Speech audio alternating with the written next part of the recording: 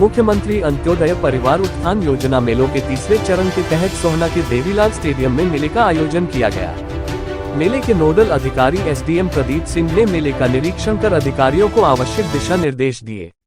मेले में परिवार पहचान पत्र के माध्यम से चयनित कम वार्षिक आय वाले 300 परिवारों को आमंत्रित किया गया। एसडीएम ने अंत्योदय मेले में दी जा रही सेवाओं का निरीक्षण करने के उपरांत कहा कि प्रदेश में जरूरतमंद परिवारों के जीवन स्तर को ऊंचा उठाने के लिए मुख्यमंत्री अंत्योदय परिवार उत्थान योजना लागू की गई है।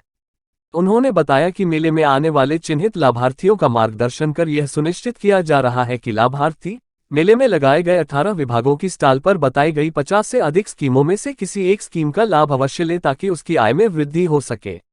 उन्होंने कहा कि प्रशासन का पूरा प्रयास है कि अंत्योदय परिवार उत्थान के लिए आयोजित होने वाले इन मेले से आर्थिक रूप से पिछड़े परिवारों को स्वरोजगार स्थापित करने में काफी मदद मिलेगी।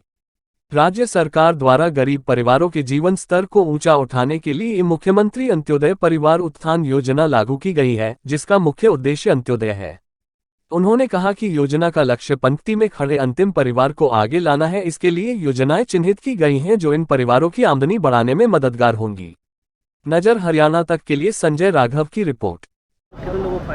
देखिए जी, आज मुख्यमंत्री अंत्योदय परिवार योजना के तहत ये मेला लगाया गया है, जिसमें कि हमारा जो मेन फोकस होता है वो जो हमारे अंत्योदय फैमिलीज़ हैं और जो गरीब परिवार है, बीपीएल फैमिलीज़ हैं, उनके लिए ये मेला लगाया गया है ताकि वो फैमिलीज़ यहाँ पर आएँ, उनका कोई भी मेंबर यहाँ पर आए और जो सरकार की अलग अलग स्कीमें हैं गरीब परिवारों के लिए, उन स्कीमों के तहत अपने आप को एनरोल करें और जो भी वित्तीय सहायता या अन्य सहायता जो भी सरकार उन परिवारों के लिए देना चाहती है वो स्कीम उन तक पहुँचे और वो फ़ायदा भी उन लोगों तक पहुँचे। ये मेन हमारा ऑब्जेक्टिव है। इस ऑब्जेक्टिव के तहत हमारी जितने भी यहाँ पे फैमिलीज़ थी, बीपीएल फैमिलीज़ थी, जो कि इस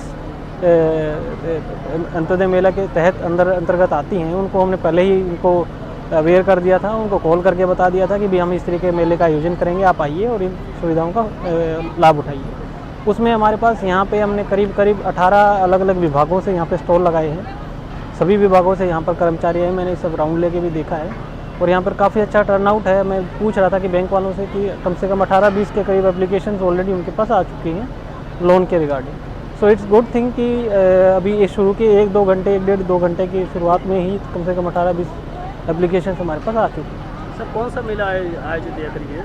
ये अंत्योदय परिवार मेला है, जिसमें कि जो भी अंत्योदय हमारी फैमिलीज़ हैं, यानी कि जो फैमिलीज़ हैं जिनकी इनकम 1,80,000 से कम या फिर 1 लाख से कम है, तो उनको हम बीपीएल फैमिलीज़ और अंत्योदय फैमिलीज़ में कैटेगराइज करते हैं। तो इन फैमिलीज़ के लिए सरकार की समय समय पर अलग अलग तरीके की स्कीमें आती रहती हैं, जिनमें सरकार उनको कुछ स्कीमों के तहत वित्तीय फ़ायदा पहुंचाती है, सब्सिडाइज रेट पे उनको लोन प्रोवाइड करती है या फिर उनको जो है उनका हैंड होल्डिंग करती है किसी भी कार्य को आगे करने में।